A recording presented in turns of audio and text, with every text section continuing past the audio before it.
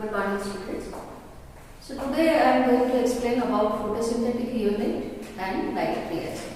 आपको previous video में हमने एक्सप्लेन किया था कि क्लोरोफिल पिगमेंट्स जो है ये थाइलाकॉइड में प्रेजेंट है and thylakoids these are all disc like structure. ठीक है. क्लोरोप्लास्ट आप सबको मालूम है, क्लोरोप्लास्ट जो है एक डबल मेम्ब्रेन ऑर्गेनेल है और क्लोरोप्लास्ट के अंदर में बहुत सारा कॉइन जैसा डिस्क जैसा स्ट्रक्चर है विच इज ऑल टुगेदर हम उसको ग्राना बोलते हैं.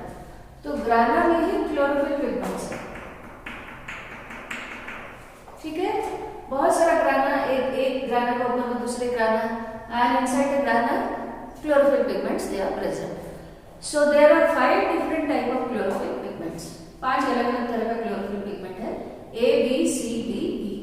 जिसमें आपका chlorophyll A जो है ये आपका प्राइमरी पिगमेंट है, ये आपका मेन पिगमेंट्स है और बाकी जो पिगमेंट है उसको हम एक्सेसरी पिगमेंट्स बोल रहे हैं. ठीक है. तो मेन हो गया आपका chlorophyll A and the other pigments they are helping chlorophyll A pigment. Alright. Now there are photosynthetic units. ठीक है. ये जो क्लोरोफिल जो अब्सॉर्ब कर रहा है सोलर एनर्जी को और उसको कन्वर्ट कर रहा है केमिकल एनर्जी और in the form of the ATP. तो ये एक्चुअली मैकेनिज्म किस तरह से ऑपरेट हो रहा है you have to understand. Okay. Now in the chlorophyll you can find out there are specific centers are there. कुछ स्पेसिफिक यूनिट्स है वहां जिसको हम बोल रहे हैं photosynthetic units. For example, suppose you see the diagram. Now here I have written P700. तो ये फोटो सेंटर है, ये एक यूनिट है जहां पर एक्चुअली मेन रिएक्शन जो है ये ऑपरेट हो रहा है. ठीक है. यहाँ पर P700 हम क्यों लिखे हैं? क्योंकि ये जो सेंटर है वो कौन सा वेवलेंथ ऑफ द लाइट को ऑब्जर्व कर रहा है. So that is 700 nanometer. ठीक है. आपको मालूम है सोलर एनर्जी जो है ये एक इलेक्ट्रोमैग्नेटिक रेडिएशन है और इसका सिंगल यूनिट जो है हम उसको फोटोन बोल रहे हैं. फोटोन जो है उसके पास एनर्जी है, उसके पास क्वांटम है. ठीक है.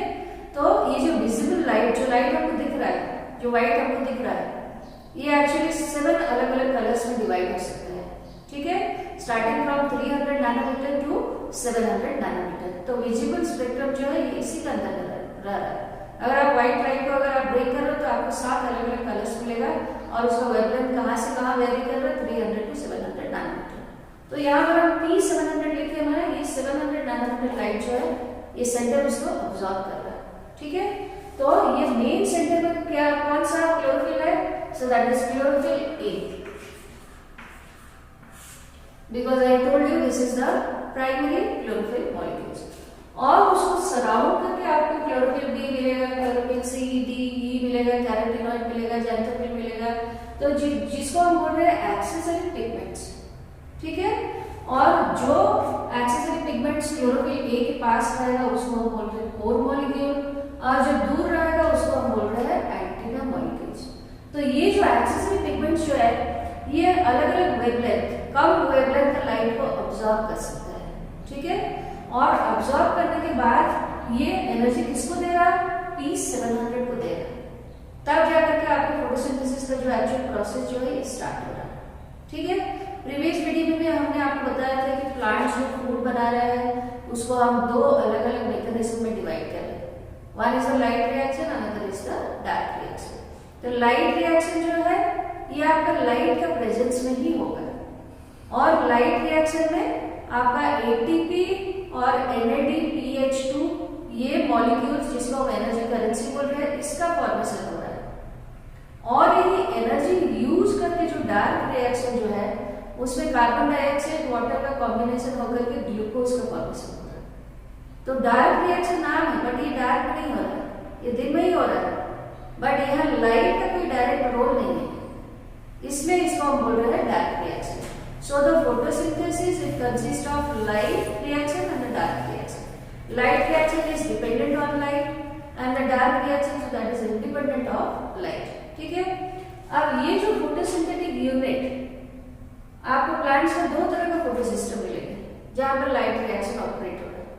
वन इज द फोटोसिस्टम 1 और हम इसको बोल सकते हैं P700 and another is the photosystem 2 which is called P680.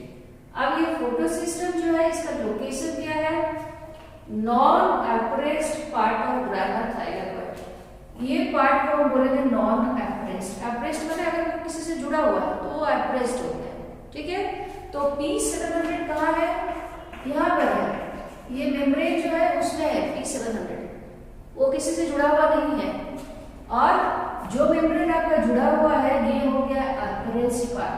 तो यहाँ आपका फोटोसिस्टम 2 जो है ये लोकेट है।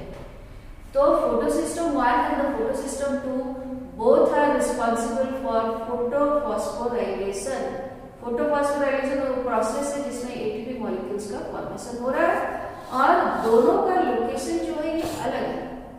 दोनों एटीपी मॉलिक्यूल्स का फॉर्मेशन कर रहा है, और फोटोसिस्टम 2 जो है ये NADPH2 मॉलिक्यूल्स का भी फॉर्मेशन कर रहा है, ठीक है। Now we will discuss photophosphorylation, ठीक है। What is phosphorylation? Phosphorylation, that is the formation of ATP molecule. Formation of ATP. And when the formation of the ATP is taking place in presence of light. ठीक है, आप mitochondria में भी पढ़े हो कि माइटोकॉन्ड्रिया जो है वहां पर एटीपी मॉलिक्यूल्स का फॉर्मेशन हो रहा है, इसीलिए हम उसको एनर्जी करेंसी बोल रहे हैं, बट वहां लाइट का प्रेजेंस में नहीं हो रहा है। बट यहाँ जब एटीपी मॉलिक्यूल्स का फॉर्मेशन लाइट के प्रेजेंस में हो रहा है तो उस प्रोसेस को हम क्या बोल रहे हैं, फोटोफॉस्फोराइलेशन, ठीक है।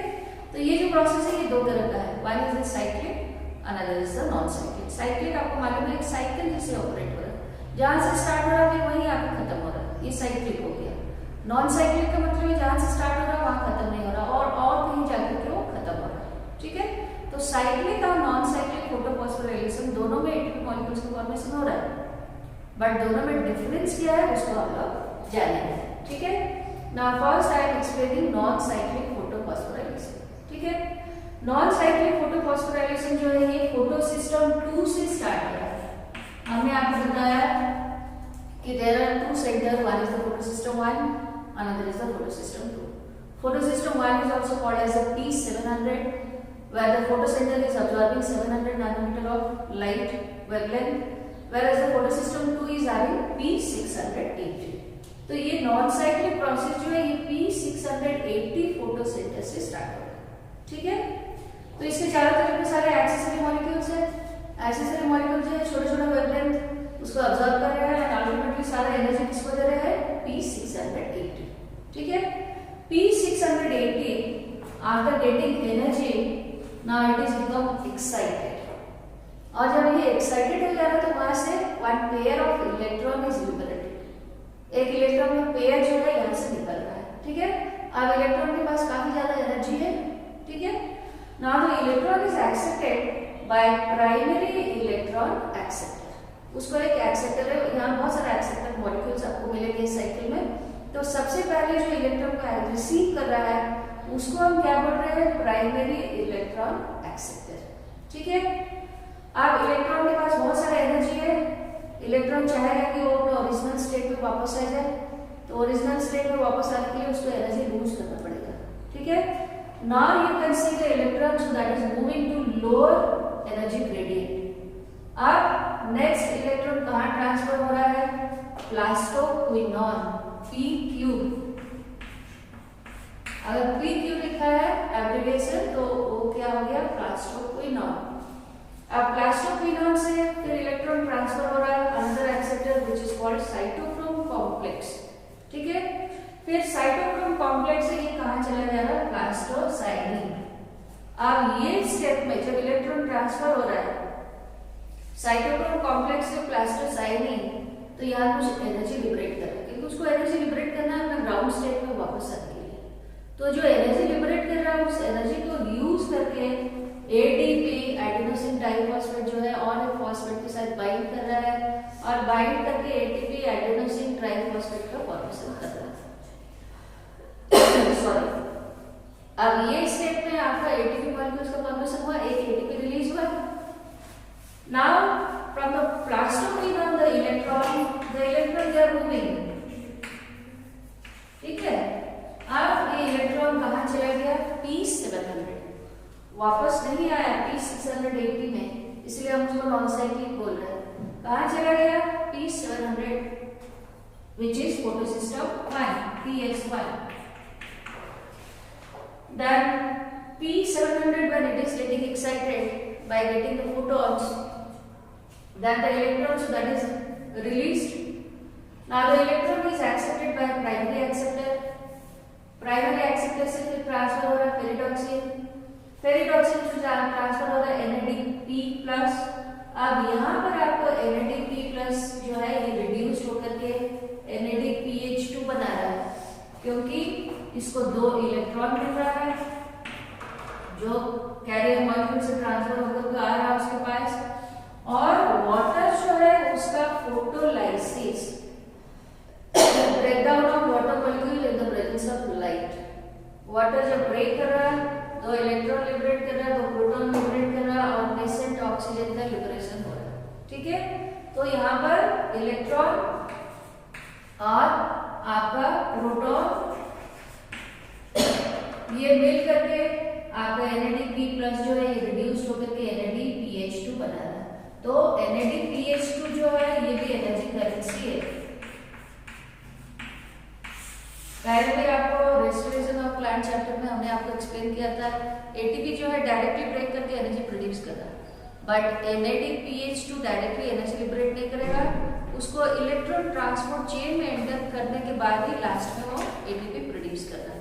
Okay, so in the non cyclic photophosphorylation the electron which is liberated that is not returning back to the photocenter, and here in the different steps you can see there is release of ATP molecules and also NADPH2 molecules, and these are used in the dark reaction or in Calvin cycle.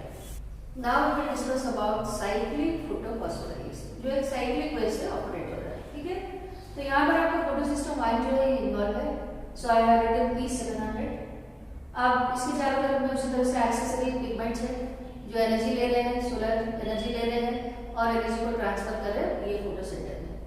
So by getting energy now photocentre is getting excited and one pair of electron is liberated. Electron is accepted by primary electron acceptor molecules, then it is transferred to another acceptor which is called ferredoxin. From ferredoxin it is transferred to plastoquinone. अब यहाँ पर देखिए electron जो है कुछ energy liberate कर रहा है और एनर्जी यूटिलाइज करके आपका एडीपी जो है एटीपी में कन्वर्ट हो गया। प्लास्टोक्विनोन से ये चला गया साइटोक्रोम कॉम्प्लेक्स में, यहाँ पर भी कुछ एनर्जी लिबरेट कर रहा है इलेक्ट्रॉन, यहाँ पर भी एडीपी से एक एटीपी मॉलिक्यूल्स का फॉर्मेशन हो रहा है।